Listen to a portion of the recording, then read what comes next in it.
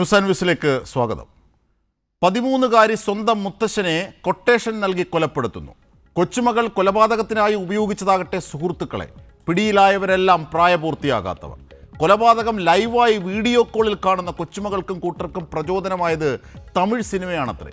നിരവധി തവണ ട്രയൽ നടത്തി. ഒടുവിലാണ് റിയലായ കൊല. മൊബൈൽ ഫോണിനും പണത്തിനുമായാണ് കൊലപാതകമെന്ന ആദ്യ വിവരത്തിനൊപ്പം ചിലതുകൂടി പുറത്തുവരികയാണ്.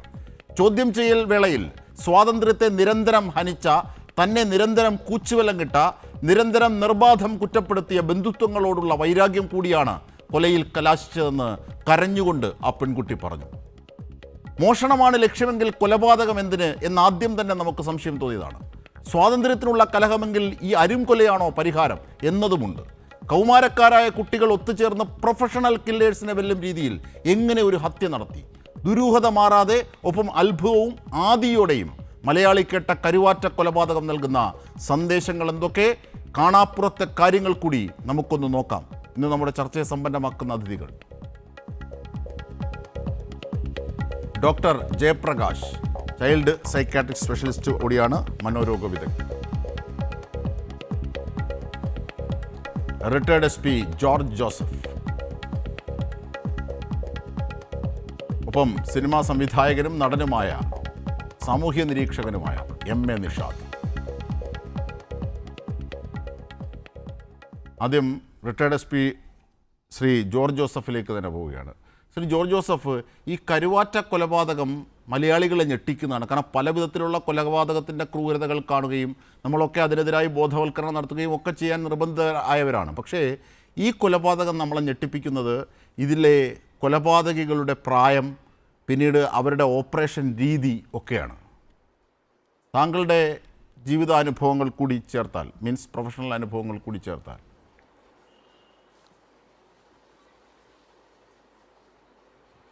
ഇത് കേരളത്തെ പൊതുവെ ഞെട്ടിച്ചു എന്ന് പറയുന്നത് നമ്മൾ സാധാരണ അങ്ങനെ പറയും, പക്ഷേ ഇത് ഞെട്ടിച്ചു കഴിഞ്ഞു. കാരണം ഇതിൻ്റെ അകത്ത് പ്രൈം അക്യൂസ്ഡായിട്ട് വരുന്ന ഒന്നാം പ്രതി എന്ന് പറഞ്ഞാൽ 13 വയസ്സുകാരിയാണ്. അത്ര ഒരു മാനസിക വളർച്ച ആ കുട്ടിക്ക് ഉണ്ടായത് എങ്ങനെ? അതുതന്നെയല്ല, കൊലപാതകത്തിന് ആ കൊട്ടേഷൻ ആ കുട്ടിയാണെന്നാണ് നേരത്തെ മുതൽ വന്നുകൊണ്ടിരുന്ന വാർത്തകൾ. ആ കുട്ടിയുടെ വല്യപ്പൻ്റെ വാടകയ്ക്കെടുത്ത് ആ വീട്ടിലാണ് ആ കൊലപാതകം നടന്നത്. ഈ 3 ആൺകുട്ടികൾ അവർ മൈനറാണ്. ഈ പെൺകുട്ടിയുടെ സുഹൃത്താണ്. ഈ പെൺകുട്ടിക്ക് അതിലൊരു കാമുകനുണ്ട്. ഇവർ കൊല്ലം പരവൂർ താമസിക്കുന്ന സ്ഥലത്തെ കുട്ടികളാണ്, മറ്റ് ആൺകുട്ടികൾ. ഇപ്പോൾ 2 മാസമായുള്ളൂ ഈ കരുവാറ്റയിൽ ശിവൻകുട്ടി ചെട്ടിയാരും കുടുംബവും താമസിക്കാൻ തുടങ്ങിയിട്ട്. അവിടെ 2 മാസമല്ല, 2 വർഷമായി. ഇതിനടുത്ത് അവരൊരു വീട് വെക്കുന്നുണ്ട്. ഈ ശിവൻകുട്ടി ചെട്ടിയാരുടെ ഭാര്യയും മകളും ആലപ്പുഴ മെഡിക്കൽ കോളേജിൽ അവർ പ്രഗ്നൻ്റാണ്. മകൾ അതിന് പോയ സമയത്താണ് ഈ കൊലപാതകം നടന്നത്.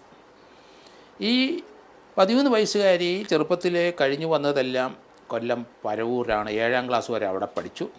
പക്ഷേ കുട്ടിയുടെ അമ്മ ഒരു ഡൈവേഴ്സിയാണ്. അതിന് ശേഷം ഈ കുട്ടി മാത്രം ആ വീട്ടിലെ വല്യപ്പൻ്റെയും വല്യമ്മയുടെയും തണലിൽ പരവൂർ വളർന്നു.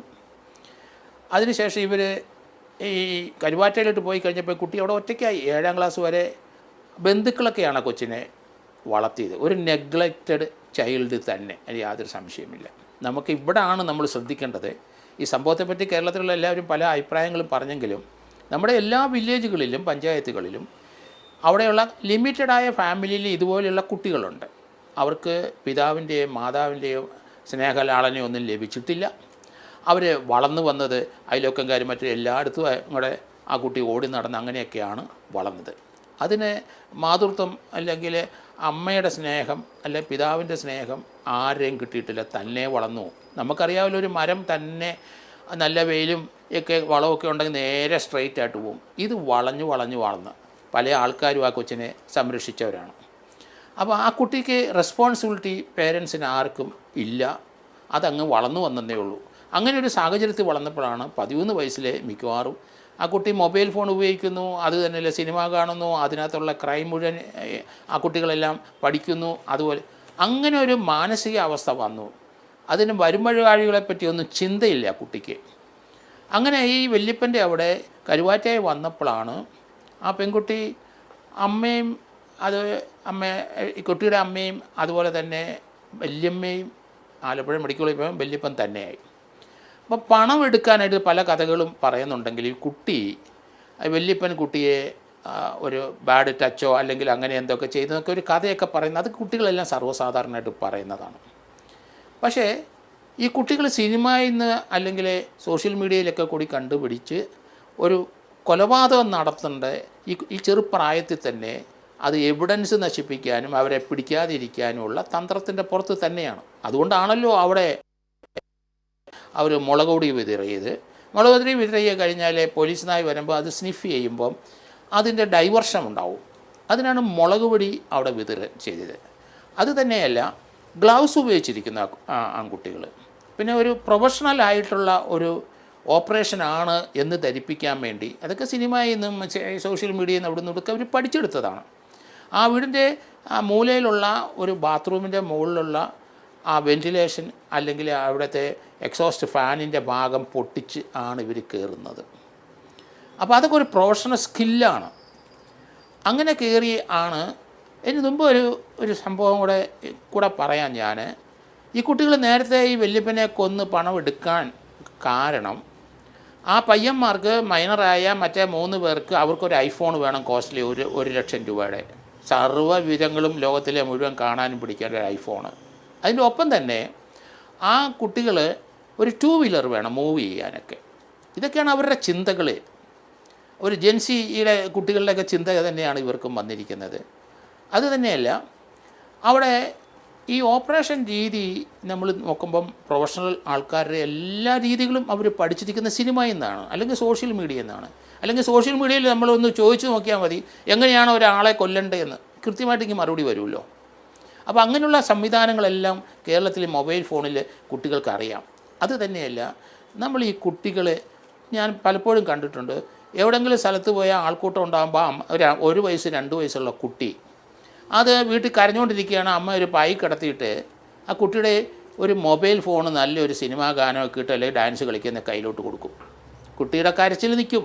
ചെറുപ്പം മുതൽ 2.5-3 വയസ്സിലെ പല വീടുകളിൽ ഞാനിത് കാണുന്നുണ്ട്. ആ കുട്ടിയുടെ മാനസിക വളർച്ചയ്ക്ക് വിഘാതമായി നിൽക്കുന്ന ഈ ഒരു ക്രിമിനൽ പശ്ചാത്തലം ആ മനസ്സിലോട്ട് തള്ളിക്കയറി വരികയാണ്. അതിൻ്റെ ബ്രെയിനിലൊക്കെ അതാ കിടക്കുന്നത്. ഇവിടെ അത് തന്നെയല്ലേ സംഭവിച്ചത്.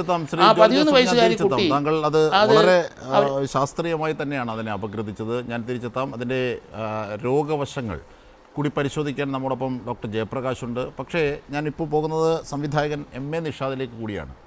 MA നിഷാദ്, ഏറ്റവും പ്രധാനപ്പെട്ട ചില വശങ്ങൾ ഇവിടെ ഉയർന്നു വന്നത് താങ്കളുടെ മേഖലയുമായി ബന്ധപ്പെട്ട് കൂടിയാണ്. അപ്പോൾ അതിൻ്റെ ആ സിനിമയുടെ പേര് പറയുന്നത് ശരിയല്ല എങ്കിൽ പോലും ഒരു തമിഴ് സിനിമയാണ് ഇതിനൊക്കെ പ്രചോദനമായത് എന്നത് കൂടി വരുന്നു. അതുകൊണ്ട് താങ്കൾക്ക് ആ അർത്ഥത്തിൽ കൂടി ഇതിനോട് പ്രതികരിക്കാൻ ബാധ്യതയുണ്ട്.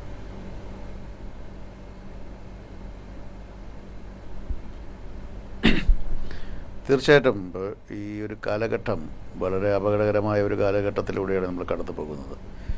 നമ്മൾ ഈ ജെൻസി പിള്ളേരെ പൂർണ്ണമായിട്ടും അടച്ചാക്ഷേപിക്കേണ്ട, അങ്ങനെ ചെയ്തിട്ടും ഇല്ലാന്ന് എനിക്ക് വിശ്വാസമുണ്ട്. പക്ഷേ ഈ കുട്ടികളുടെ ഇപ്പോൾ ജോർജ് സാർ പറഞ്ഞൊരു വളരെ പ്രധാനപ്പെട്ടൊരു വിഷയമുണ്ട്.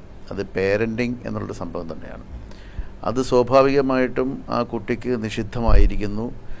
ഒറ്റയ്ക്ക് വളർന്നൊരു കുട്ടിക്ക് വളവുണ്ടായിരിക്കുന്നു എന്നുള്ളൊരു വസ്തുത തന്നെയാണ്.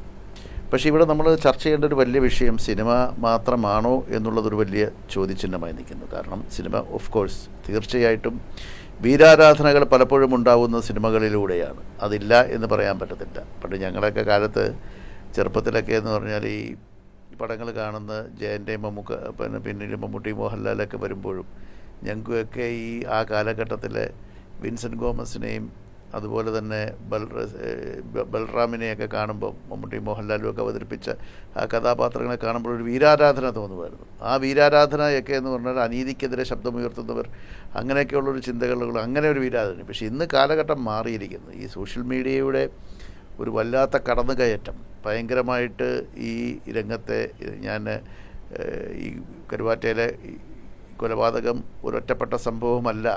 ഇന്ത്യയിലെ പല സ്ഥലങ്ങളിലും ഇത് സംഭവിച്ചുകൊണ്ടിരിക്കുന്നു. ഇതിനേക്കാളും നീചമായ എത്രയോ കാര്യങ്ങൾ സംബന്ധിച്ചു. ഒരു പയ്യൻ അവൻ്റെ വീട്ടിലെ അമ്മയും അനിയനെയും ഉൾപ്പെടെ എത്ര പേരെ കൊന്ന ഒരു വാർത്ത നമ്മൾ വേദനയോടുകൂടി വായിച്ചാൽ ഇപ്പോൾ അകത്താണ്. ഞാനിപ്പോൾ ഈയിടയ്ക്ക് US നടന്നൊരു സംഭവം അത് നിങ്ങളെ ശ്രദ്ധയിൽ കൊണ്ടുവരാൻ ഞാൻ ആഗ്രഹിക്കുകയാണ്. അവിടെ അർജുൻ അരവിന്ദ് എന്ന് പറഞ്ഞൊരു പയ്യൻ ChatGPT സഹായം തേടിയിരിക്കുന്നു അവരുടെ അവൻ്റെ അമ്മയും ബ്രദറിനെയും കൊല്ലാൻ വേണ്ടി. അപ്പോൾ ChatGPT എന്ന് പറഞ്ഞൊരു സംഭവത്തിലൂടെ അവനത് ചോദിച്ച് മനസ്സിലാക്കി അവനത് ചെയ്തിരിക്കുന്നു. അതിനകത്തൊരു ചെറിയൊരു സംഭവം പറയാം. ഇതൊരു ഫോക്സ് ന്യൂസിൽ വന്നതാണ്, ഞാനൊന്ന് വായിക്കാം. A 17-year-old allegedly used ChatGPT to explore fantasies about killing his family. Investigators says Arjun Aravind searched for theoretical ideas of fantasies regarding killing his family before the deaths, part of what they describe as a pattern of concerning internet activity. ഇത് US-ൽ ഈ അടുത്ത സമയത്ത് നടന്ന സംഭവമാണ്. തീർച്ചയായിട്ടും ഈ ChatGPT എന്ന് പറയുന്നത് മനുഷ്യനെ നമുക്ക് ഓരോ കാര്യങ്ങളെയും വളരെ ക്ലിയറായിട്ട് മനസ്സിലാക്കി തരുന്ന, യാന്ത്രികമായി മനസ്സിലാക്കി തരുന്ന, നമ്മുടെ സുബോധത്തെക്കാൾ ഉപരിയായിട്ട് ചിന്തിക്കാൻ അവസരം കൊടുക്കാതെ തന്നെ നമുക്ക് ആവശ്യപ്പെട്ട കാര്യങ്ങൾ ചോദിക്കുമ്പോൾ അത് ക്ലിയറായിട്ട് പറഞ്ഞു തരുന്ന ഒരു കാലഘട്ടത്തിലാണ് ഞാനും അജിംഷാദും മറ്റുള്ളവരും എല്ലാം ജീവിക്കുന്നത്. അപ്പോൾ ഈ ചെറുപ്പക്കാരുടെ ഇൻ്റർനെറ്റ് ഉപയോഗത്തെപ്പറ്റി വളരെ ഗഹനമായിട്ടൊരു പഠനം ആവശ്യമാണ്. അപ്പോൾ പിന്നെ ജോർജ് സറസ് പറഞ്ഞതുപോലെ ഇപ്പം മനഃശാസ്ത്ര വിദഗ്ധരുൾപ്പെടെയുള്ളവരിവിടെ ഉണ്ട്. ഇതിനെ ഒരു സൈക്കോളജിക്കൽ അപ്രോച്ച് ഇതിനാവശ്യമുണ്ട്.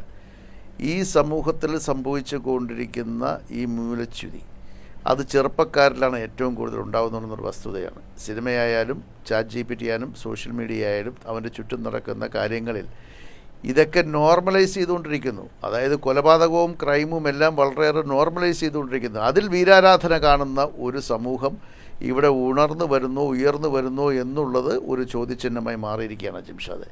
അപ്പോൾ സിനിമയിലെ ചില രംഗങ്ങളും സിനിമ ചില സ്വാധീനിച്ചിട്ടുണ്ടോ എന്ന് ചോദിച്ചാൽ തീർച്ചയായിട്ടും ഞാൻ അതിനെ എതിർക്കുന്നൊന്നുമില്ല. ഞാൻ സിനിമാ രംഗത്ത് പ്രവർത്തിക്കുന്ന ആളാണ്.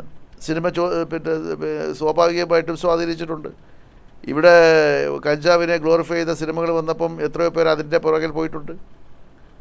അപ്പം ഇത്തരം കാര്യങ്ങൾ ഡോൺ ടൈപ്പ് ഓഫ് മൂവീസ് പഴയ പോലെ അല്ലല്ലോ. പഴയ പോലെ ഇപ്പം നമുക്ക് നാട്ടിൻപുറത്ത് ക്ഷേത്രമുറ്റത്താണെങ്കിലും പള്ളിമുറ്റത്താണെങ്കിലും അല്ലെങ്കിൽ പിന്നെ കുളിക്കടവിലാണെങ്കിലും എല്ലായിടത്തും കൂട്ടുകാർ തമ്മിൽ ഒരുമിച്ച് കളിക്കുകയും പിന്നെ കായിക വിനോദങ്ങളിൽ ഏർപ്പെടുകയും സന്തോഷിക്കുകയും ചിരിക്കുകയും ചെയ്ത കാലഘട്ടത്തിൽ നിന്ന് അടച്ചിട്ട മുറികളിലേക്ക് ഒരു മൊബൈൽ ഫോണിൻ്റെ അകത്തേക്ക് മാത്രമായി ചുരുങ്ങിയ ലോകം, ആ ലോകത്തിൽ നിന്ന് നമ്മൾ കാണുന്നത് നമുക്ക് മനസ്സിലാവാത്ത മറ്റൊരു ലോകത്തെ പ്രവർത്തനങ്ങളൊക്കെയാണ്.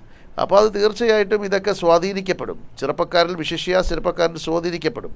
പേരൻറ്റിങ് ഒരു വലിയ ഘടകമാണ്. അപ്പോൾ അങ്ങനെ ഒരു കാലഘട്ടത്തിൽ നമ്മൾ ജീവിക്കുമ്പോൾ നമ്മുടെ കുട്ടികളെ ചേർത്ത് പിടിച്ചുകൊണ്ട് സമൂഹത്തിൻ്റെ എല്ലാ വിഷയങ്ങളെയും അവരെ മനസ്സിലാക്കി വായനയിലൂടെ വെറും ലാപ്ടോപ്പിലും ഇൻ്റർനെറ്റും മാത്രമല്ല ചുറ്റും നടക്കുന്ന കാര്യങ്ങളിൽ സാമൂഹ്യ പ്രതിബദ്ധതയോടെ അവരെ പെരുമാറാനും അവനെ തീർച്ചയായിട്ടും അത്തരം ആവശ്യങ്ങൾക്കും അല്ലെങ്കിൽ സമൂഹത്തിൽ നടക്കുന്ന വിഷയങ്ങളിൽ അവനെയും കൂടി ഭാഗമാക്കാനും നമ്മൾ മുതിർന്നവർ തുനിയേണ്ടതിരിക്കുന്നു.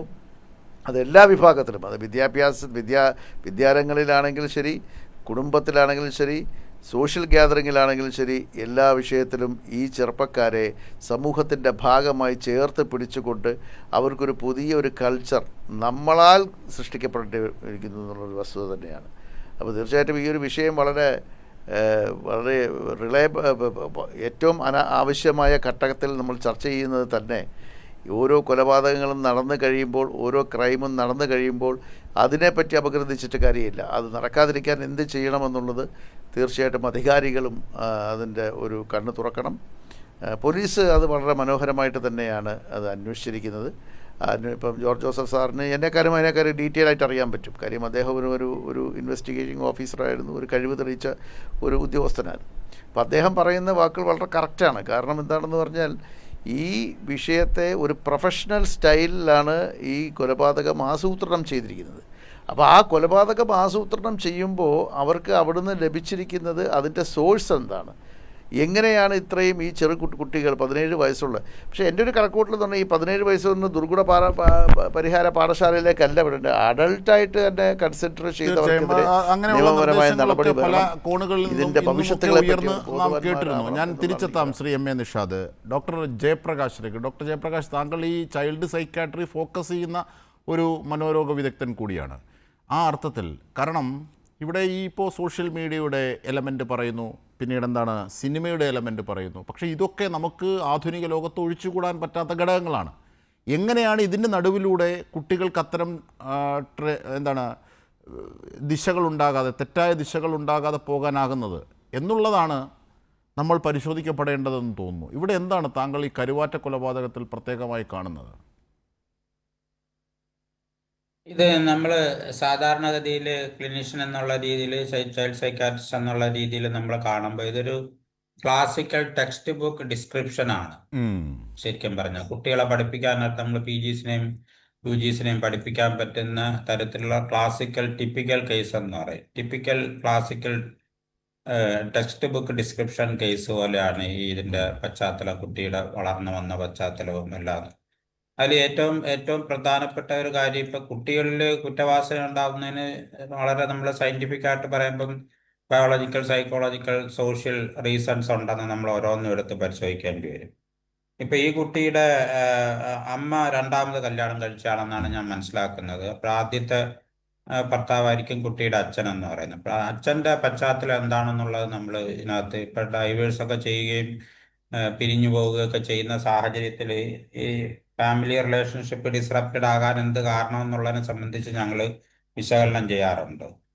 അപ്പോൾ ഈ ഫസ്റ്റ് മാരേജ് എങ്ങനെ വേർപിരിഞ്ഞ് പോയി എന്നുള്ളതും അതിൽ ഓരോരുത്തരുടെയും റോൾ എന്തായിരുന്നു എന്നുള്ളതും എന്തൊക്കെ തരത്തിലുള്ള പശ്ചാത്തലത്തിലാണ് ഇവർ രണ്ടുപേരും ഉണ്ടായിരുന്നത് എന്നുള്ളത് നമ്മൾ വിലയിരുത്തേണ്ടി വരും. കാരണം ഈ പിന്നെ കുറ്റവാസനയുടെ സ്വഭാവ രീതികൾ ജനറ്റിക് ഇൻഹെറിറ്റൻസിൻ്റെ ഒരു സ്ഥലമുണ്ട് ബയോളജിക്കലായിട്ട് നിങ്ങൾ നോക്കുമ്പോൾ. ഞങ്ങളിങ്ങനെയാണ് സാധാരണഗതിയിൽ ഓരോ കേസും വിശകലനം ചെയ്യുന്നത്. അപ്പോൾ ബയോളജിക്കലായിട്ടുള്ള തലം നമ്മൾ വിശകലനം ചെയ്ത് നോക്കും. ഇപ്പോൾ ചില ഒരിക്കലും ഒരു കേസിൽ ഞാൻ നോക്കുമ്പോഴത്തേക്ക് ഒരു 12 വയസ്സുള്ള കുട്ടി സീവിയർ അഗ്രസീവ് ബിഹേവിയർ, ക്ലാസ്സിൽ അടികൂടുന്നു, മറ്റുള്ളവരെ ഉപദ്രവിക്കുന്നു, വീട്ടിൽ സാധനങ്ങൾ പറക്കി എറിയുന്നു, മറ്റുള്ളവരെ ഉപദ്രവിക്കുന്നു, ക്രൂരമായ തരത്തിൽ ഉപദ്രവിക്കുന്നു. അപ്പോൾ ഈ ആൺകുട്ടിയുടെ പശ്ചാത്തലം നമ്മൾ നോക്കുമ്പോഴത്തേക്ക് ഒരു ഡിസ്റപ്റ്റഡ് ഫാമിലി എൻവയോൺമെൻ്റ് ആണ്. ഫാദർ പോക്സോ കേസിൽ ജയിലിൽ കിടക്കുകയാണ്. അതായത് ബയോളജിക്കൽ ഇൻഹെറിറ്റൻസിൻ്റെ ഒരു തലമുണ്ട്. പിന്നെ അതുപോലെ രണ്ടാമതാണ് സൈക്കോളജിക്കലായിട്ടുള്ള റീസൺസ്, സൈക്കോളജിക്കൽ തലം എന്ന് പറയുന്നത്. സൈക്കോളജിക്കലായിട്ടുള്ള തലം എന്ന് പറയുമ്പോഴത്തേക്ക് കുട്ടി വളർന്നു വന്ന പശ്ചാത്തലം എന്താണെന്നുള്ളതാണ് സൈക്കോളജിക്കലായിട്ട് നമ്മൾ നോക്കും. പ്രത്യേകിച്ച് അതിൽ പേരൻറ്റിങ് ഒരു പ്രധാനപ്പെട്ട ഘടകമായിട്ട് വരും. അതിൽ നമ്മൾ ക്ലാസിക്കൽ ഡിസ്ക്രിപ്ഷൻ എന്ന് പറയുന്നത് ഡിസ്ഫങ്ഷണൽ ഫാമിലിയാണ്, disrupted family environment, alcoholism, domestic violence, single parent, abandon family. ഇവിടെയൊക്കെ വരുമ്പോഴത്തേക്ക് മറ്റേണൽ ഫിഗർ കുട്ടിക്ക്, ഒരു കുട്ടി ഏറ്റവും ചെറിയ കുട്ടിക്കാലം തൊട്ട് വളരുന്ന ഘട്ടം തൊട്ട് തന്നെ ഒരു സ്റ്റേബിളായിട്ടുള്ള ഒരു മറ്റേണൽ ഫിഗറോ ഉണ്ടാകുന്നു എന്നുള്ളത് ഇതിൻ്റെ കൂടുതൽ വിശദാംശങ്ങൾ നോക്കിയാൽ മാത്രമേ മനസ്സിലാക്കാൻ സാധിക്കത്തുള്ളൂ. അപ്പോൾ അങ്ങനെ ഒരു മറ്റേണൽ ഫിഗർ ഇല്ലാത്ത തരത്തിലോ അല്ലെങ്കിൽ ഡിസ്റപ്റ്റഡ് ഫാമിലി എൻവയോൺമെൻറ്റിലോ കുട്ടി സ്വന്തം നിലയിൽ വളർന്നു വരുമ്പോഴത്തേക്ക് സ്വാഭാവികമായിട്ടും കുട്ടിക്ക് ശരിക്കും പറഞ്ഞ ഒരു ബിഹേവിയറൽ ഷേപ്പിങ്ങോ ആ രീതിയിലുള്ള തലങ്ങളിലുള്ള കുട്ടിക്ക് യാതൊരു തരത്തിലുള്ള പോസിറ്റീവായിട്ടുള്ള ഇൻഫ്ലുവൻസ് പേരൻറ്റിങ്ങിൻ്റെ ഒരു സാധാരണ ശരിയായ പേരൻറ്റിങ് കിട്ടാത്ത ഒരു സാഹചര്യം കുട്ടിയെ സംബന്ധിച്ചൊരു വലിയ വെല്ലുവിളിയായിട്ട് മാറും. അങ്ങനെയുള്ള കുട്ടികൾ സെൽഫ് എക്സ്പ്ലോറേഷൻസിലൂടെ ആയിരിക്കും അവർ കൂടുതൽ കാര്യങ്ങളും സ്വന്തമായിട്ട് കാര്യങ്ങൾ മനസ്സിലാക്കിക്കൊണ്ട് മുന്നോട്ട് പോകണം. അപ്പോൾ സ്വാഭാവികമായിട്ടും പിന്നെ അവിടെയാണ് പിന്നെ ഈ നമ്മുടെ ആധുനിക ടെക്നോളജിയുടെ വരവിൻ്റെ ഒരു ഇൻഫ്ലുവൻസിൻ്റെ തലം എന്ന് പറയുന്നത്. ആധുനിക ടെക്നോളജി ഇപ്പോൾ നമുക്ക് ഒഴിവാക്കാൻ കഴിയത്തില്ല. ആധുനിക ടെക്നോളജിയിലാണ് അവർ ജനിച്ചതും വളർന്നതും ജീവിക്കുന്നതും എന്നുള്ളത്. അപ്പോൾ ആധുനിക ടെക്നോളജി ഏറ്റവും കൂടുതലായിട്ട് ഉള്ളൊരു പ്രധാനപ്പെട്ട ഒരു കാര്യം എന്ന് പറയുന്നത് ഈ വയലൻ്റ് ആയിട്ടുള്ള കാർട്ടൂണുകൾ, വയലൻ്റ് ആയിട്ടുള്ള വീഡിയോ ഗെയിമുകൾ കളിക്കുന്ന ഒരു സ്വഭാവം കുട്ടികളിൽ, പ്രത്യേകിച്ച് വയലൻ്റ് ആയിട്ടുള്ള കാർട്ടൂണുകളാണ് അതിൽ ഏറ്റവും പ്രധാനപ്പെട്ട ഒരു തലം. വയലൻ്റ് കാർട്ടൂണിൻ്റെ ഒരു ഐറ്റം എന്ന് പറഞ്ഞാൽ നമ്മൾ നോക്കിയാൽ ഡിസ്ട്രോയ് ചെയ്ത് മുമ്പോട്ട് പ്രൊസീഡ് ചെയ്യുന്നതാണ്. അപ്പോൾ കുട്ടിയെ സംബന്ധിച്ച് മനുഷ്യരെ കാണുന്നത് തന്നെ മനുഷ്യരും മറ്റും തരത്തിലുള്ള റിലേഷൻഷിപ്പൊക്കെ തന്നെ ഈ രീതിയിൽ ഡിസ്ട്രോയ് ചെയ്ത് മുമ്പോട്ട് പ്രൊസീഡ് ചെയ്ത് സക്സസ് ചെയ്യുന്ന, വിജയിക്കുന്ന ഒരു തരത്തിലുള്ള ഒരു കാർട്ടൂണിക്കായിട്ടുള്ള ഒരു ലൈഫ് കുട്ടി സോഷ്യൽ റിലേഷൻഷിപ്പിൽ കാണുന്നതായിട്ട് രൂപപ്പെടുന്നതായിട്ട് നമുക്ക് കാണാൻ സാധിക്കും. അപ്പോൾ ഈ തലങ്ങളെല്ലാം നമ്മൾ പരിശോധിച്ച് നോക്കുമ്പോഴത്തേക്ക് ഈ പർട്ടിക്കുലർ കേസിൽ ഇതിൻ്റെ എല്ലാം അതുകൊണ്ട് തുടക്കത്തിൽ ഞാൻ പറഞ്ഞതുപോലെ ക്ലാസിക്കൽ ഡിസ്ക്രിപ്ഷൻ പോലെ തന്നെ നമുക്ക് കാണാൻ സാധിക്കുന്ന രീതിയിൽ. പിന്നെ സോഷ്യലായിട്ടുള്ള സ്ഥലം എന്ന് പറയുമ്പോഴത്തേക്ക് പുവർ സോഷ്യോ എക്കണോമിക് ഗ്രൂപ്പ് അല്ലെങ്കിൽ middle socio economic group, poor socio economic group ഒരിക്കലും ഒരു ഒരു ഒരു നെഗറ്റീവ് ഫാക്ടറായിട്ട് നമുക്ക് കാണാൻ കഴിയത്തില്ല. പക്ഷേ അവിടെയുള്ള മറ്റു തരത്തിലുള്ള stress factors, precipitating stressful factors എന്ന് പറയുമ്പോൾ ഒരു ഡിസ്ഫങ്ഷണൽ ഫാമിലിയുടെ സ്ട്രെസ്ഫുൾ സിറ്റുവേഷൻ പ്രസിപ്പിറ്റേറ്റിംഗ് ഫാക്ടർ എന്ന് പറയുന്ന ഒരു തലത്തിൽ കുട്ടിയെ കൂടുതൽ നെഗറ്റീവായിട്ട് സ്വാധീനിക്കുന്നതായിട്ട് നമുക്ക് കാണാൻ സാധിക്കും.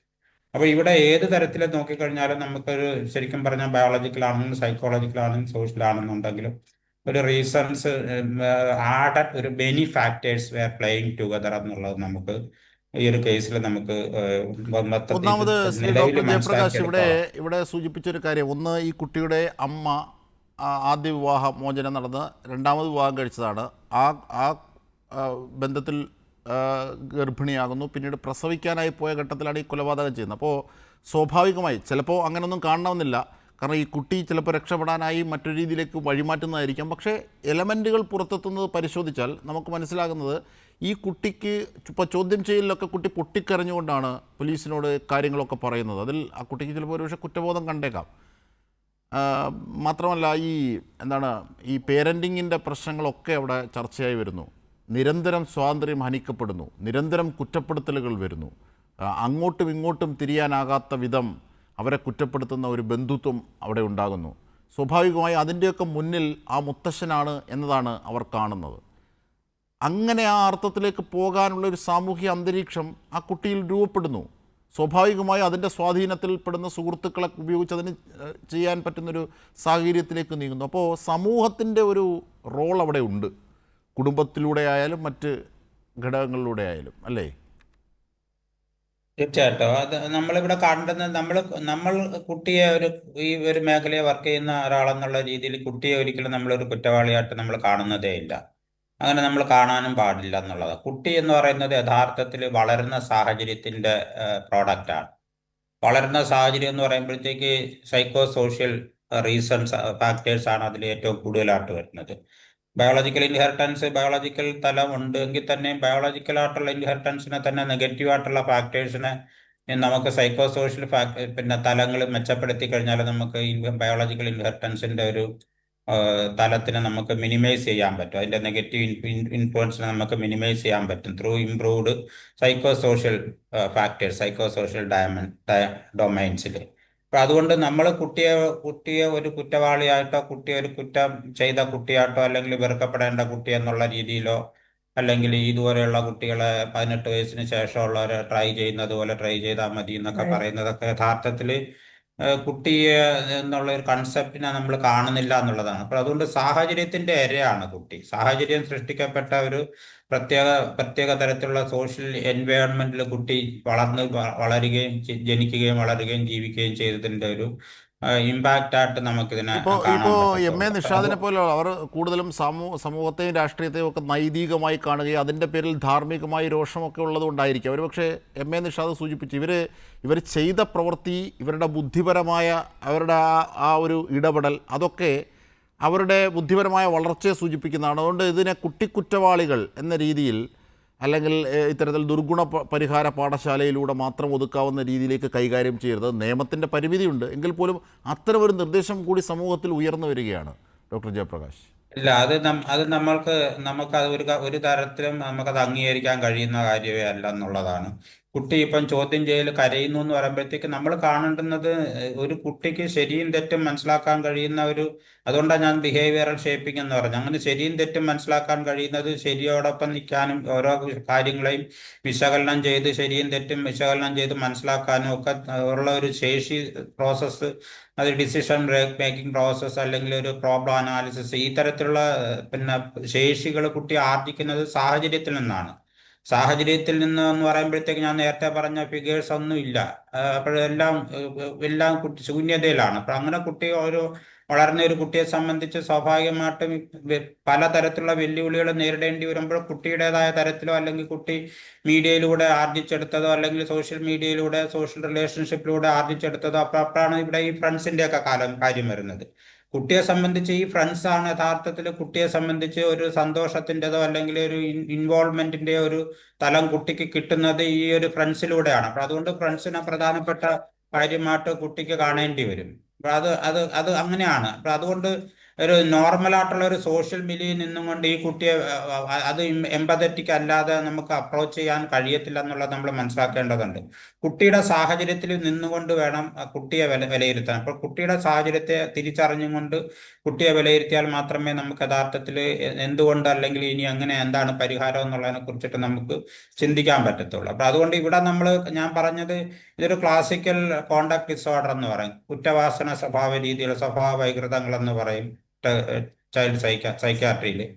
കോണ്ടാക്ട് ഡിസോർഡർ എന്നാണ് പറയുന്നത്. കോണ്ടാക്ട് ഡിസോർഡർ എന്ന് പറയുന്ന കുട്ടികൾ കുറ്റവാസനയുള്ള സ്വഭാവ രീതികൾ, അതിൽ അക്രമത്തിന്റെ തലങ്ങളുണ്ട്, അതിന്റെ അങ്ങേയറ്റത്തെ രീതിയിലുള്ള അക്രമത്തിന്റെ തലങ്ങളുണ്ട്, ഗൂഢമായ പ്ലാനിങ്ങിന്റെ തലങ്ങളുണ്ട്, അതുപോലെ മോഷണത്തിന്റെ തലങ്ങളുണ്ട്, സാധനങ്ങൾ നശിപ്പിക്കുന്ന രീതിയിലുള്ള തലങ്ങളുണ്ട്. അപ്പോൾ നമ്മൾ ഒരു സുപ്രഭാതത്തിൽ ഒരു കുട്ടി ഒരു ദിവസം ഇങ്ങനെ കുട്ടി പെട്ടെന്ന് വയലന്റ് ആവുകയല്ല ചെയ്യുന്നത്. ആ കുട്ടിക്ക് ഒരു പശ്ചാത്തലമുണ്ട്. ആ പശ്ചാത്തലം രൂപപ്പെട്ടു വരുന്നതിനെ കുറിച്ചിട്ടാണ് ഞാനിപ്പോൾ ഇതുവരെ സംസാരിച്ചത്. അങ്ങനെ ഒരു സ്വഭാവം രൂപപ്പെടുന്ന ഒരു പശ്ചാത്തലത്തെ കൂടി കാണാതെ നമുക്ക് കേവലമായി കുട്ടി ചെയ്ത പ്രവൃത്തിയെ മാത്രം എടുത്തുകൊണ്ട് ഒരു സെൻട്രൽ കേന്ദ്രീകൃതമായി വെച്ചുകൊണ്ട് അതിനെ നോക്കിക്കൊണ്ട് നമ്മൾ ചർച്ച ചെയ്യുന്നത് ശരിയല്ല. അപ്പോൾ കുട്ടി വളർന്ന് രൂപപ്പെട്ടു വന്ന പശ്ചാത്തലം വിലയിരുത്തിക്കൊണ്ട് മാത്രമേ കുട്ടിയുടെ കാരണങ്ങളിലേക്ക് നമുക്ക് എത്താൻ കഴിയത്തുള്ളൂ. അപ്പോൾ ഞാനിവിടെ പറഞ്ഞത് ഒരു കോണ്ടാക്ട് ഡിസോർഡറിന്റെ എല്ലാ തരത്തിലുള്ള ക്ലാസിക്കലായിട്ടുള്ള എല്ലാ തലങ്ങളും ഉള്ള ഒരു ക്ലാസിക്കൽ കോണ്ടാക്ട് ഡിസോർഡറിന്റെ രീതിയാണ്. അപ്പൊ കുട്ടികളിൽ കൗമാരകാലത്തിലേക്ക് എത്തുമ്പോൾ ഇത്തരത്തിലുള്ള കുട്ടികളിൽ, കോണ്ടാക്ട് ഡിസോർഡറുള്ള കുട്ടികളിൽ വയലൻസിന്റെയും സ്വഭാവത്തിന്റെ കുറ്റവാസനയുടെയും സ്വഭാവ തലങ്ങൾ കൂടുതൽ വികസിക്കുകയും ഗ്യാങ് ബിഹേവിയറിലേക്ക് പോവുകയും സബ്സ്റ്റൻസ് അബ്യൂസ്, ഇപ്പം മയക്കുമരുന്നിന്റെ ഉപയോഗമല്ലോ ഇതിനകത്ത് ഉണ്ടോ എന്നുള്ളത് കൂടുതലായിട്ട് പോലീസ് അന്വേഷിച്ചുകൊണ്ടിരിക്കുകയാണെന്നാണ് ഞാൻ മനസ്സിലാക്കുന്നത്. അങ്ങനെ അന്വേഷിക്കുമ്പോൾ മാത്രമേ അതിനകത്ത് അത് എത്രത്തോളം പങ്കുവഹിച്ചിട്ടുണ്ടെന്ന് അറിയാൻ പറ്റത്തുള്ളൂ. കൂട്ടുകാർ ഒരുമിച്ചാണ്, പിന്നെ അപ്പോൾ അവർ ഒരുമിച്ച് പിന്നെ ഈ തരത്തിലുള്ള മയക്കുമരുന്ന് ഉപയോഗം എങ്ങാനും നീണ്ട കാലയളവിൽ ഉപയോഗിച്ചിട്ടുണ്ടോ എന്നുള്ളതും ഒക്കെ നമുക്ക് നോക്കേണ്ടി വരും. അപ്പൊ അതുകൊണ്ട് നമ്മൾ ഒരു 13 വയസ്സുള്ള ഒരു കുട്ടി ഒരു കുറ്റകൃത്യത്തിന് പ്ലാൻ ചെയ്ത് ആസൂത്രണം ചെയ്ത് നടപ്പിലാക്കിയെന്ന് പറയുമ്പോൾ നമ്മൾ കാണേണ്ടുന്നത് അതിനുള്ള സാധ്യതകൾ ഇപ്പം നമ്മുടെ ഈ ആധുനിക സാങ്കേതിക വിദ്യയുടെയും കൂടെ തലത്തിൽ നമുക്കുണ്ട്. അപ്പൊ ഈ കുട്ടികൾക്ക് മുമ്പിൽ വരുന്ന എല്ലാ കാര്യങ്ങളും ഉപയോഗിച്ചും കൊണ്ട് അവർക്ക് താല്പര്യമുള്ള ഒരു കാര്യം നടത്തി എടുക്കാൻ വേണ്ടി അവർ ശ്രമിക്കുകയാണെന്നുള്ളതാണ്. അങ്ങനത്തെ ഒരു സ്വഭാവ രീതിയിലേക്ക് കുട്ടി രൂപപ്പെട്ട് വന്നതിനെയാണ് നമ്മൾ കാണേണ്ടുന്നത്. അതിൽ ഒരു പ്രിവെന്റീവായിട്ട് നമുക്ക് ഇതിന് എന്ത് പരിഹാരം എന്നുള്ള ചോദിക്കുമ്പോൾ അത്തരം ഘടകങ്ങളിൽ നമുക്ക് എത്രത്തോളം സോഷ്യലി മോഡിഫയബിൾ ഫാക്ടേഴ്സ് എന്ന് പറയും. നമ്മൾ ഇതിനെ ഈ മോഡിഫയബിൾ ഫാക്ടേഴ്സും ഉണ്ട്, നോൺ മോഡിഫയബിൾ ഫാക്ടേഴ്സും ഉണ്ട്. സോഷ്യലി മോഡിഫയബിൾ ഫാക്ടേഴ്സ് എന്ന് പറയുമ്പോഴത്തേക്ക് നമുക്ക് ഈ പറഞ്ഞ disrupted family environment socially modifiable ഫാക്ടേഴ്സാണ്. Single parent, abandon family, alcoholism, domestic violences, അങ്ങനെയുള്ള ക്വാറൽസം ഫാമിലി, ഇതൊക്കെ സോഷ്യലി മോഡിഫയബിൾ ഫാക്ടേഴ്സ് ആണ്. അപ്പോൾ സമൂഹത്തിൽ എത്രത്തോളം നമുക്ക് ഈ രീതിയിൽ ചർച്ച ചെയ്തുകൊണ്ട് മാത്രമേ ഇത്തരത്തിലുള്ള സ്വഭാവങ്ങൾ രൂപപ്പെട്ടു വരുന്ന സൈക്കോ സോഷ്യൽ എൻവയോൺമെന്റിനെ കുറിച്ചിട്ടുള്ള കൂടുതൽ ചർച്ചകൾ നടത്തിക്കൊണ്ട് അത് സ്കൂൾ തലത്തിൽ നടത്തേണ്ടി വരും, കുടുംബ തലത്തിൽ നടത്തേണ്ടി വരും, പേരന്റിങ്ങിന്റെ രീതിയിലുള്ള ചർച്ചകൾ സമൂഹത്തിൽ വലിയ തോതിൽ നടത്തേണ്ടി വരും. ഞങ്ങൾ പലപ്പോഴും പല മീറ്റിങ്ങുകളിലും സജസ്റ്റ് ചെയ്യുന്ന ഒരു ഇതെന്ന് പറഞ്ഞു കഴിഞ്ഞാൽ പഞ്ചായത്ത് തലത്തിൽ പേരന്റിങ്ങിനെ കുറിച്ചിട്ടുള്ള അതാണ് തീർച്ചയായും ഈ അങ്ങനെയുള്ള തദ്ദേശ സ്വയംഭരണ സ്ഥാപനങ്ങളിലൊക്കെ നിലവിലുള്ള സാമൂഹികമായ ഉപയോഗിക്കാവുന്ന വശങ്ങളൊക്കെ ഉപയോഗിക്കുന്ന ഘടകങ്ങൾക്കുമുള്ള പരാജയം കൂടി ഇവിടെ കാണേണ്ടതാണ്. ഡോക്ടർ പറഞ്ഞത് ശരിയാണ്. ഞാൻ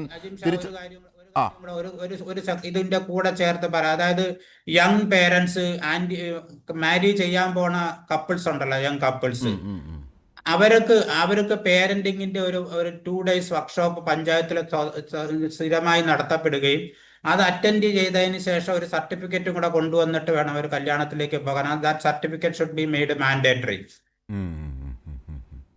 പിന്നെ പള്ളികളിലൊക്കെ ആണെന്നുണ്ടെങ്കിൽ അവര് അനുഷ്ഠിക്കുന്നുണ്ട്. അത് നല്ല കാര്യമാണ്.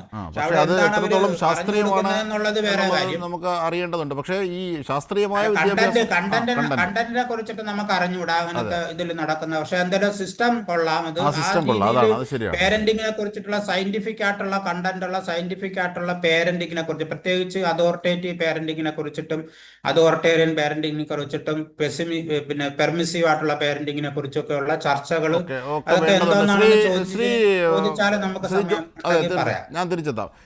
ശ്രീ ജോർജ് ജോസഫ്, അതായത് ഇപ്പോൾ ഈ കുട്ടികൾ പല തവണ ഇത് ട്രയൽ ചെയ്തു എന്നാണ് പറയുന്നത്. സോഷ്യൽ മീഡിയയിൽ നിന്നുള്ള ഇൻപുട്ടുകൾ ഉപയോഗിച്ച് അവർ പല വിധത്തിലും അത് ട്രൈ ചെയ്തു പല ഘട്ടങ്ങളിലും. പിന്നീടാണത് റിയലായി അത് നടപ്പാക്കുന്നത്. അപ്പോൾ അങ്ങനെ റിയലായിട്ട് നടപ്പാക്കാൻ പോകുന്നതിന് മുമ്പ് ഒരു വേള പോലും ഒരു തരത്തിലും ഇത്രയേറെ ബുദ്ധിപരമായ ആസൂത്രണം ചെയ്യാൻ, ശരിയാണ്, നിയമത്തിൻ്റെ നിലനിൽക്കുന്ന വശങ്ങളനുസരിച്ച് ഒരു കുട്ടികൾ എന്ന രീതിയിൽ അവർക്ക് ബുദ്ധിപരമായി അതിനെ വിവക്ഷിക്കാൻ ഒരു പ്രായപൂർത്തിയായ ഒരാളിനെ പോലെ ആകില്ല എന്നൊക്കെയുള്ള അനുമാനമുണ്ട്. പക്ഷേ ബയോളജിക്കലി നോക്കുമ്പോൾ ഇവർക്ക് ഒരു മുതിർന്ന വ്യക്തിയുടെ തന്നെ പ്രോസസ്സിങ് അവിടെ നടന്നതായിട്ടാണ് നമ്മൾ കാണുന്നത്. അത് എത്രത്തോണ്ട് ശാസ്ത്രീയമാണ് അല്ലെങ്കിൽ അതിലൊരു ഫുൾ സ്റ്റോപ്പ് ഇട്ടൊരു ചിന്തയല്ല ഞാൻ മുമ്പോട്ട് വെക്കുന്നത്. പക്ഷേ എങ്കിൽ പോലും ശ്രീ ജോർജ് ജോസഫ് ഇങ്ങനെയൊക്കെ ട്രയൽ ചെയ്യുകയും ഈ ഇൻപുട്ടുകളെ ഉപയോഗിക്കുകയും ഒക്കെ ചെയ്യണമെങ്കിൽ ഇവർ അസാധ്യമായി ഇതിലൂടെയൊക്കെ കടന്നു പോകുന്നുണ്ട്. പക്ഷേ ഒരിക്കൽ പോലും ആരും ഒരു എതിർ ശബ്ദത്തോടു കൂടി ഒരു കുറ്റബോധത്തോടു കൂടി അല്ലെങ്കിൽ അത് ശരിയല്ല എന്ന തരത്തിലേക്ക് ഒരു ഇടപെടൽ നടത്തുന്നില്ല. എങ്ങനെയാണ് ഈ ഇങ്ങനെ ഒരു ഗ്രൂപ്പ് പ്ലാനിങ്ങിൽ ഒരിടത്ത് പോലും അത് വീഴ്ച വരാതെ ഇരിക്കുന്നത്?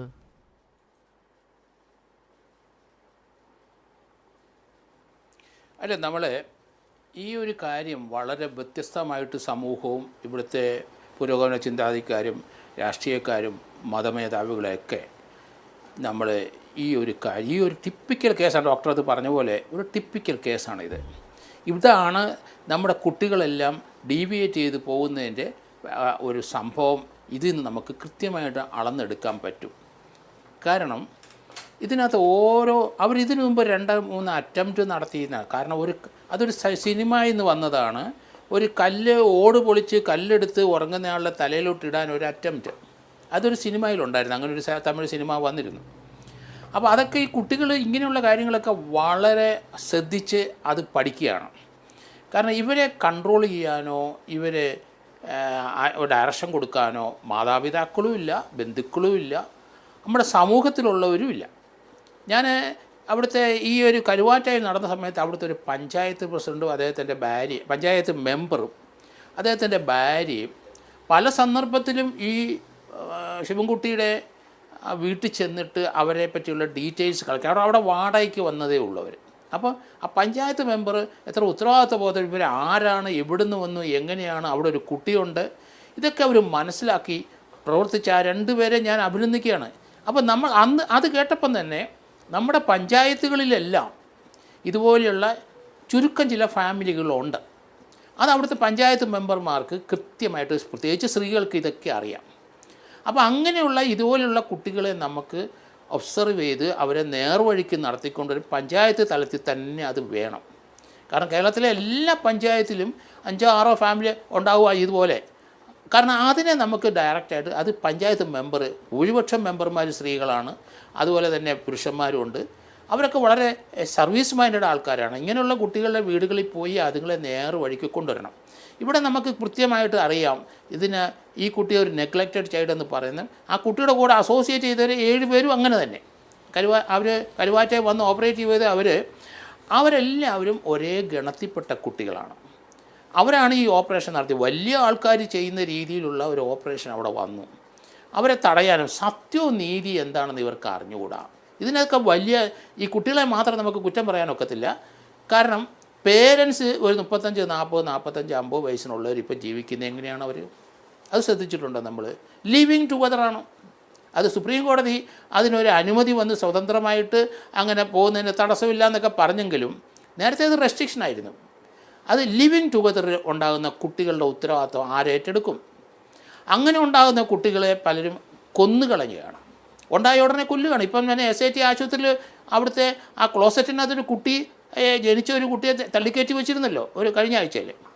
അപ്പോൾ പല സ്ഥലത്തും ഇതുപോലെ ഉണ്ടാകുന്ന ആരാണ് അതിന് ഉത്തരം? ഈ ലിവിങ് ടുഗദറിൽ ഉണ്ടാകുന്ന കുട്ടികളുടെ റെസ്പോൺസിബിലിറ്റി ആർക്കാണ്? മാതാപിതാക്കൾക്കില്ല.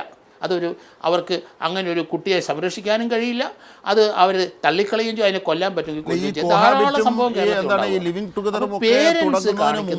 ഇത്തരത്തിൽ കുട്ടികളെ കൊല്ലുന്ന രീതികൾ ഉണ്ടായിരുന്നല്ലോ ശ്രീ ജോസഫ്. നമ്മൾ ആ ഒരു സങ്കേതത്തിലേക്ക് മാത്രം പോയാൽ ശരിയാവോ? കാരണം ഈ കുട്ടിയെ ശാസ്ത്രീയമായി എങ്ങനെ നോക്കണം എന്നൊക്കെ അറിയാവുന്ന തരത്തിൽ ഉള്ളവരായിരിക്കുമല്ലോ ഇത്തരത്തിൽ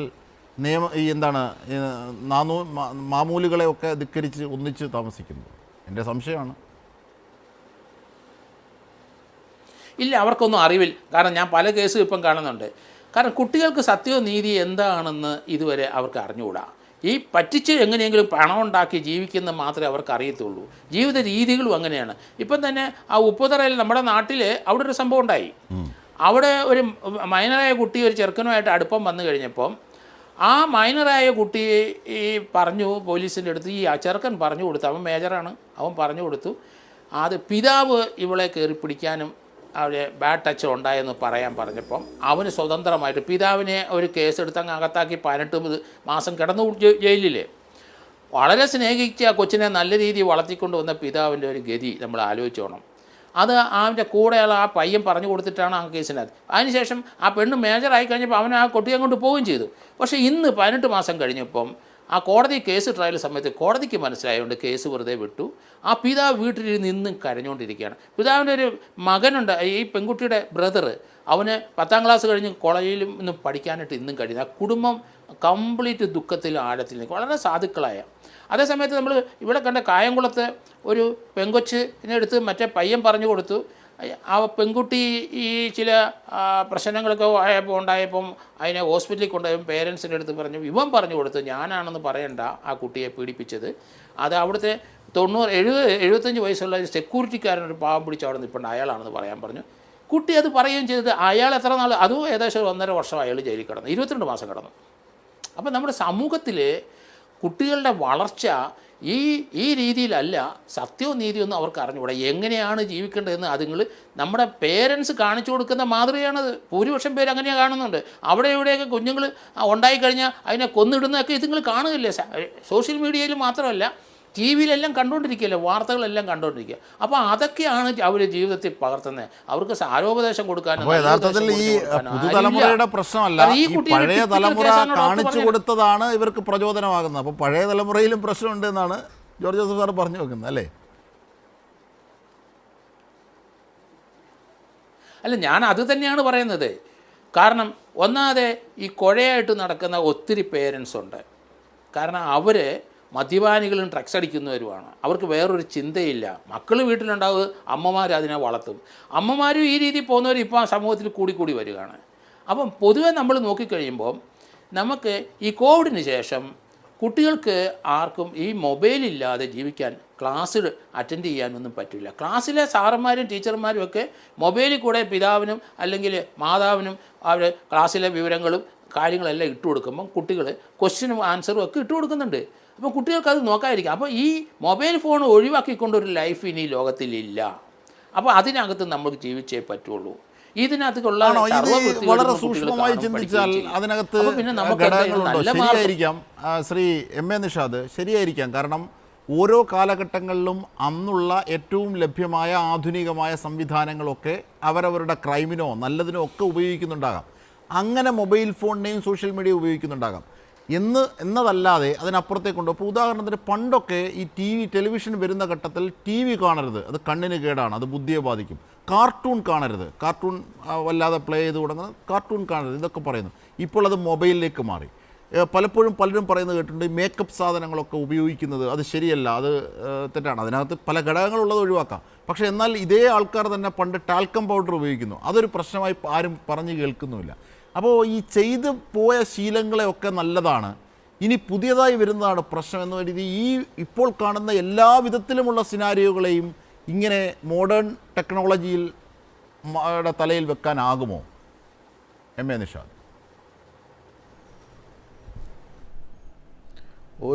ഓരോ കാലഘട്ടത്തിലും ഇതുപോലെ ഓരോ വിഷയങ്ങൾ വരുമ്പം ഇത്തരം കാര്യങ്ങളൊക്കെ സംസാരിക്കുകയും അത് പൊതുസമൂഹത്തിൽ അതൊരു ചർച്ചയാക്കുകയും ചെയ്യാറുണ്ട്. പക്ഷേ ഇപ്പോൾ ജോർജ് ജോസ് സാർ പറഞ്ഞ കാര്യങ്ങളോട് പൂർണ്ണമായിട്ടും ഞാൻ യോജിക്കുകയാണ്. തീർച്ചയായിട്ടും മനഃശാസ്ത്ര വിദഗ്ധൻ പറഞ്ഞതിനോടും ഒരു പരിധിവരെ. ഞാൻ ആ പെൺകുട്ടിയെ പറ്റിയല്ല പറഞ്ഞത്, 17കാരന്മാരായ ആൺകുട്ടികളെ അഡൽട്ടായിട്ട് കാണണമെന്നാണ് ഞാൻ ഉദ്ദേശിച്ചത്. ആ പെൺകുട്ടിയല്ല, പെൺകുട്ടിയെ കുട്ടിയായിട്ട് തന്നെ 13 വയസ്സേ ഉള്ളൂ. പക്ഷേ നമ്മൾ മനസ്സിലാക്കേണ്ട ഒരു വലിയ വിഷയം ഇതിനകത്തുണ്ട്. ഇതിൻ്റെ അകത്ത് ഇപ്പോൾ സാറ് പറഞ്ഞ ഒരു കാര്യത്തിനോട് പൂർണ്ണമായി യോജിച്ച് തന്നെ ഞാൻ സംസാരിക്കുമ്പോൾ എന്നെ ഒരുപക്ഷെ പിന്തിരിപ്പനായിട്ടൊന്നും ആരും കണക്കാക്കരുത്. കാര്യം വസ്തുത അതാണ്.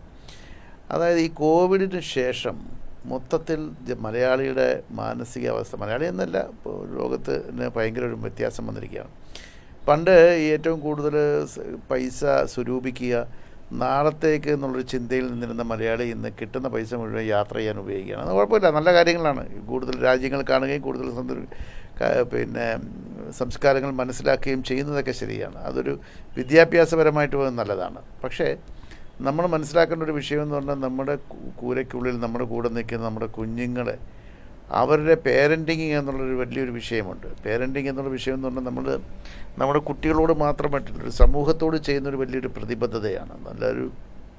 നല്ല സ്വഭാവ ഗുണമുള്ള കുട്ടികളെ വളർത്തിയെടുക്കുക എന്നുള്ളത് ഒരു വലിയ വിഷയമുള്ള കാര്യമാണ്. ഇപ്പോൾ നമ്മൾ ഈ വന്ന കാലത്ത് ഈ ജൻസി കുട്ടികളെ മാത്രം കണക്കാക്കേണ്ട കാര്യമില്ല. ഇപ്പോൾ എൻ്റെയൊക്കെ പ്രായത്തിലുള്ള ചിലവന്മാർ കാണിക്കുന്നത് കാണുമ്പോൾ നമുക്ക് സങ്കടം തോന്നാറുണ്ട്. അപ്പോൾ ഇപ്പോഴും മനസ്സ് വളരാത്ത വളരെ ഈഗോയിസ്റ്റിക്കായിട്ട് ചിന്തിക്കുന്ന ആളുകൾ നമ്മുടെ ഇടയിലുമുണ്ട്.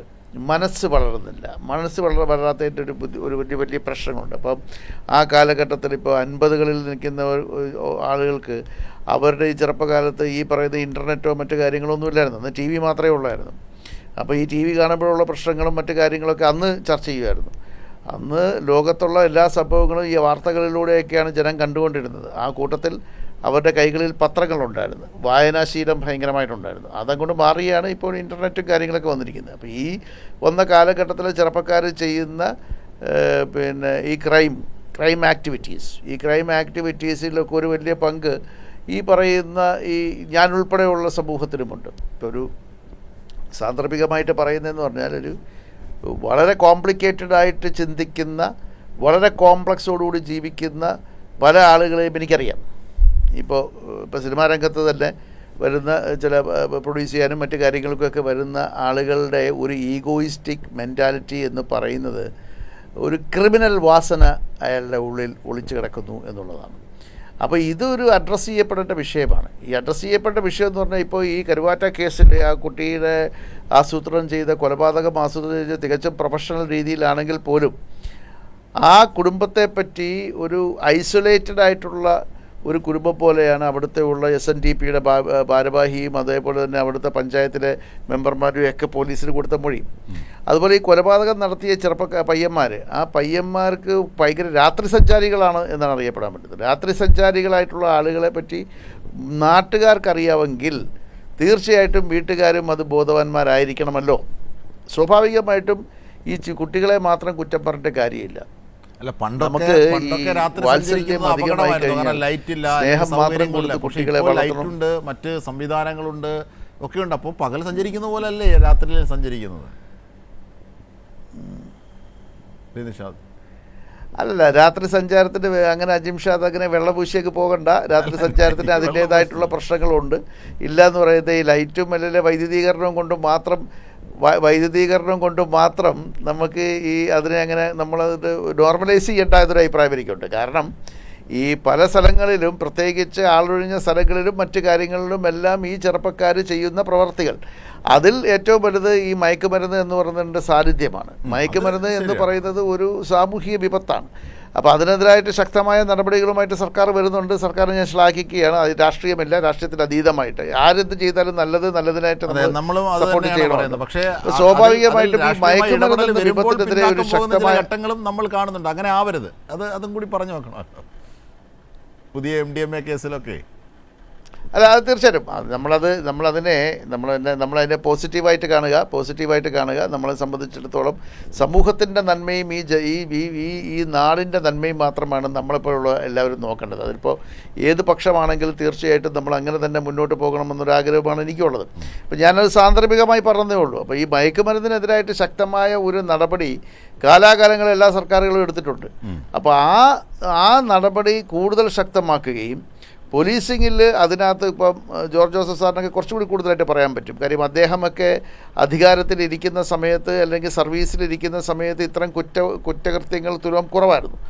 എൻ്റെ പിതാവും പോലീസിലുണ്ടായിരുന്നതാണ്. അപ്പോൾ ആ കാലഘട്ടത്തിൽ നിന്ന് ഈ കാലഘട്ടത്തിലേക്ക് മാറുമ്പോൾ വളരെ സാമൂഹിക പ്രതിബദ്ധതയോടുകൂടി തന്നെ ഈ പോലീസും എക്സൈസും ബന്ധപ്പെട്ട വിഭാഗങ്ങളും അതോടൊപ്പം തന്നെ പഞ്ചായത്ത് മെമ്പർമാർ, ജനപ്രതിനിധികൾ, അധ്യാപകർ, ഈ സമൂഹത്തിൻ്റെ നാനാവിഭാഗത്തിലുള്ള ആളുകൾ ഒറ്റക്കെട്ടായിട്ട് നിന്നുകൊണ്ട് വേണം ഇത്തരം കാര്യങ്ങളിൽ. കാര്യം ഒരു പഞ്ചായത്തിൽ അല്ലെങ്കിൽ ഒരു സ്ഥലത്ത് ഇങ്ങനെയൊക്കെയുള്ള പ്രവർത്തികൾ അല്ലെങ്കിൽ കുറച്ച് മാറി നിൽക്കുന്ന ഒരു ഐസൊലേറ്റഡ് ആയിട്ടുള്ള ഇതുകൊണ്ട് ഇങ്ങനത്തെ കണ്ടിട്ടുണ്ടെങ്കിൽ അവരെ മുഖ്യധാരയിലേക്ക് കൊണ്ടുവരുവാൻ വേണ്ടിയുള്ള ശ്രമം അത് ബന്ധപ്പെട്ട ജനപ്രതിനിധികളാണ്. ഇവിടെ പഞ്ചായത്ത് മെമ്പറാണെങ്കിലും മുനിസിപ്പൽ കൗൺസിലറാണെങ്കിലും കോർപ്പറേഷൻ കൗൺസിലറാണെങ്കിലും അവർക്കൊരു ഉത്തരവാദിത്തമുണ്ട്.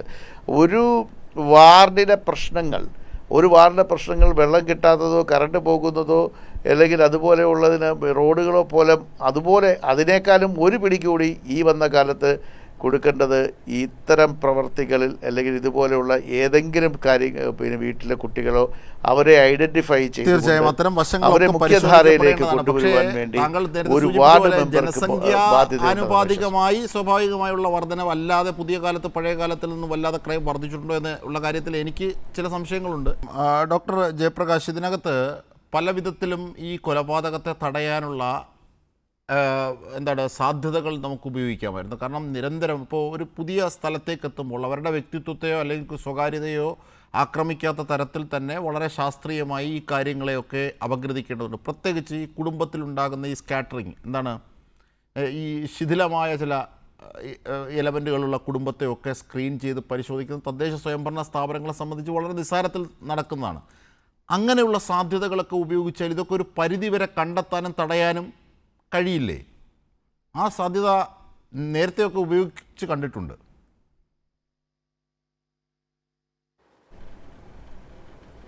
കുട്ടികളിലെ ഡിസ്റപ്റ്റഡ് ഫാമിലി എൻവയോൺമെൻറ്റിലുള്ള കുട്ടികളെ, പ്രത്യേകിച്ച് അവരിലെ ഈ ഡിസിഷൻ മേക്കിംഗ്, അതുപോലെ അഗ്രസീവ് ആയിട്ടുള്ള ബിഹേവിയർ, വയലൻസ്, ഇത്തരം സ്വഭാവ രീതികളെ നിയന്ത്രിക്കുന്നതിന് വേണ്ടി ലാറ്റിൻ അമേരിക്കൻ രാജ്യങ്ങളിൽ ഈ പറഞ്ഞ രീതിയിലുള്ള കുടുംബങ്ങളിലുള്ള 10 വയസ്സിൽ താഴെയുള്ള കുട്ടികളെ, 10 വയസ്സ് ആകുന്ന കുട്ടികളെ പ്രത്യേകം ടാർഗറ്റ് ചെയ്ത് അവരുടെ ഇമ്പൾസീവ് ബിഹേവിയർ കൺട്രോൾ ചെയ്യുന്നതിന് വേണ്ടിയുള്ള social interventions, psycho social interventions കൊടുക്കുന്ന മോഡലുകൾ ലാറ്റിൻ അമേരിക്കൻ രാജ്യങ്ങളിലുണ്ട്.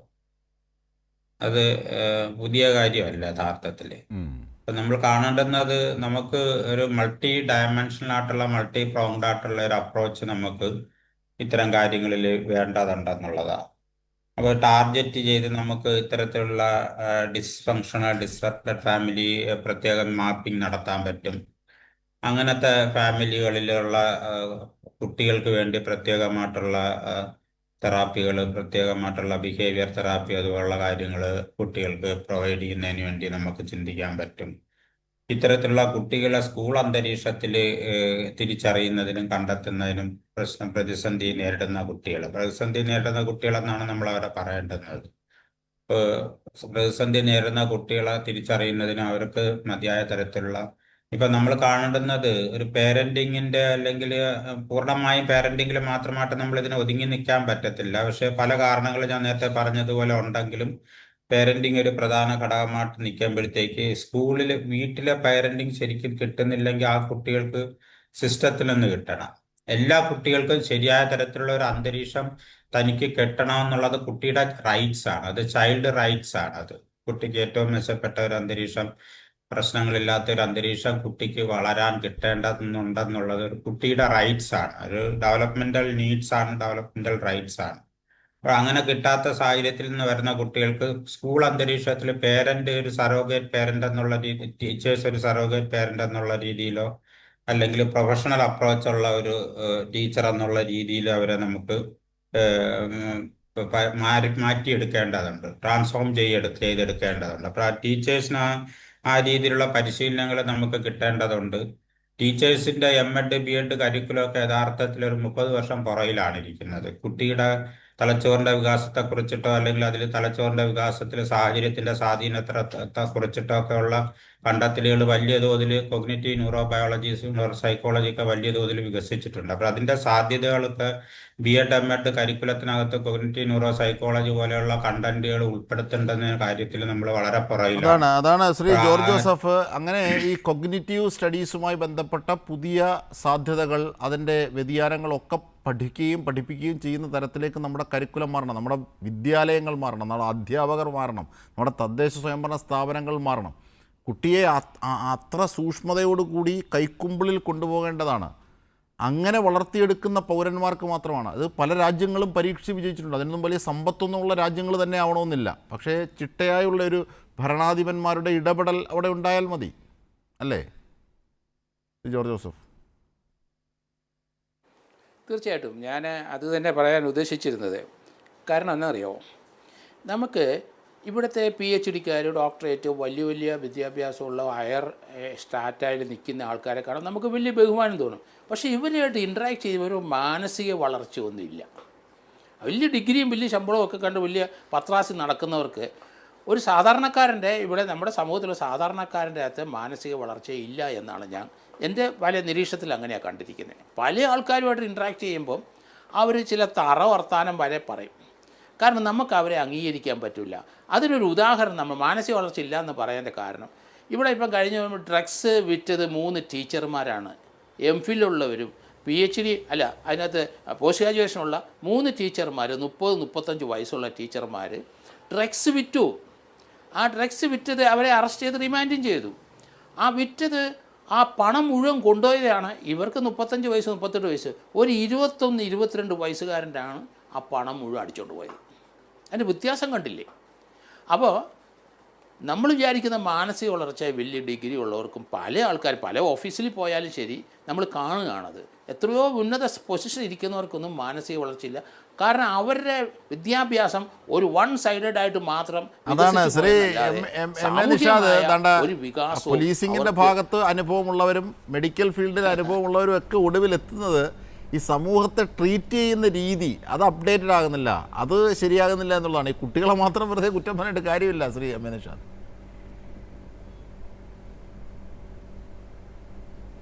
തീർച്ചയായും ഞാൻ അതിന് ഒരു കാരണവശാലും എതിർക്കുന്നില്ല. ഞാൻ അബ്സല്യൂട്ട്ലി അദ്ദേഹം പറയുന്നതിന് ഞാൻ പൂർണ്ണമായിട്ട് യോജിക്കുകയാണ്. കാര്യം എന്ന് പറഞ്ഞാൽ പല ചർച്ചകളിലും വരുമ്പോൾ അദ്ദേഹത്തിൻ്റെ അഭിപ്രായത്തോടൊക്കെ ഞാൻ എതിർക്കാറൊക്കെ ഉണ്ട്. പക്ഷേ ഇതിൽ പൂർണ്ണമായിട്ടും ഞാൻ യോജിക്കുകയാണ്. കാരണം എന്താണെന്ന് പറഞ്ഞു കഴിഞ്ഞാൽ ഇത്തരം ആളുകൾ പലപ്പോഴും ഈ വലിയ വിദ്യാഭ്യാസമുള്ളവരെന്ന് പറയുന്നത് വലിയ IT കമ്പനി നടത്തുന്നവന്മാർ വലിയ ഇതായിട്ട് ഏറ്റവും ഇടുങ്ങിയ ചിന്താഗതികളിലൂടെ മാത്രം ചിന്തിച്ചു പോകുന്ന ഈ സമൂഹത്തിനെ പറ്റി യാതൊരു കെയറിങ്ങുമില്ലാതെ ഈ പറഞ്ഞതുപോലെ എന്താണ് അവർക്കൊക്കെ സത്യം പറഞ്ഞൊരു മാനസിക ആരോഗ്യ പ്രശ്നങ്ങളുണ്ടെന്നാണ് എൻ്റെ വിശ്വാസം. കാര്യം ഇത്തരം ആളുകളെ കണ്ടെത്തി ചികിത്സിക്കണം.